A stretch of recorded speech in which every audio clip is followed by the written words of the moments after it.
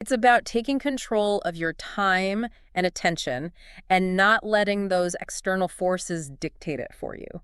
And that's really the key takeaway here. Okay, I'm sold on the benefits of boredom, but I think a lot of people might be wondering, how do we actually design our lives around it, to encourage more of it?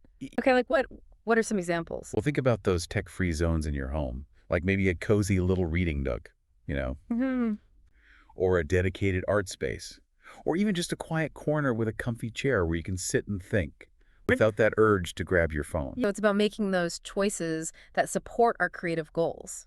rather than just getting caught up in the digital world. And this idea also goes beyond just our physical space. It's about structuring our time.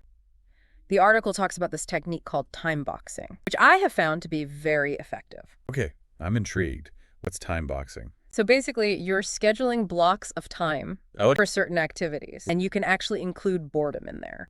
so you would have like an hour for work and then 30 minutes of boredom. That's the idea. Time for going for a walk, listening to music, daydreaming, whatever helps you disconnect. So we're not just leaving those mental breaks up to chance, we're actually scheduling them in. It's about taking control of your time and attention and not letting those external forces dictate it for you.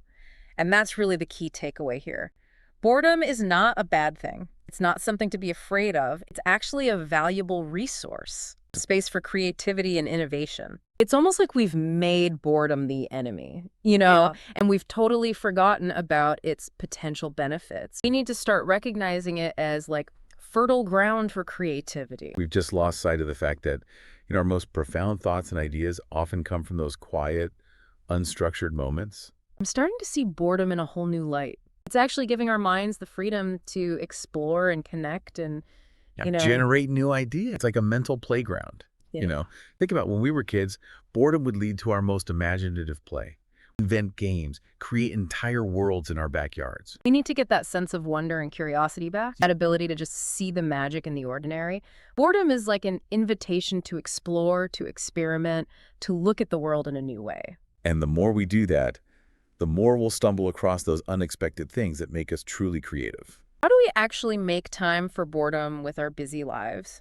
And how do we actually convince ourselves that it's not a waste of time? And I think it starts with a change in mindset. We need to go from seeing boredom as the enemy to seeing it as an ally. So, like, when we have a few minutes and we're bored, we shouldn't feel guilty about it. We should actually see it as a chance to recharge and be creative.